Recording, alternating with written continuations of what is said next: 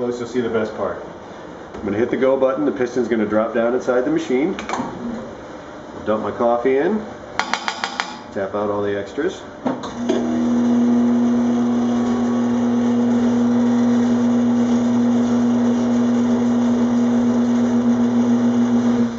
Alright, now you can see the bloom happening right now. I'm going to take my little stir wand, go back and forth, and literally fold in the grounds.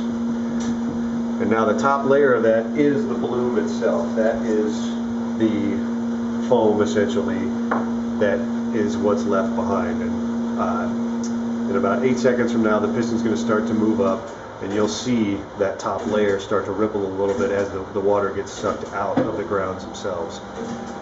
And that foaminess on the top is going to stay with the coffee. So there's our patty. Here comes our coffee.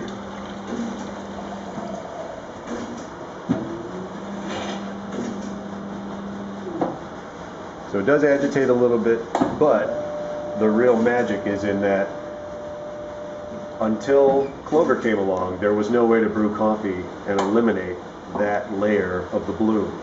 So this is the first time we've ever been able to actually repeatedly produce a cup of coffee that doesn't have that aspect of the brewing process affecting flavor.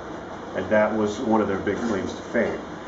The other was that in the final brew method, this is actually too fresh to drink right now. Not only is it going to taste like fire because it's so hot, but it's the opposite effect of what happens in a shuttle brewer or a air pot. Typically out of an air pot, you load up your cup of coffee, your first sip is, your first 4 or 5 sips basically are the best flavor you're going to get out of that cup.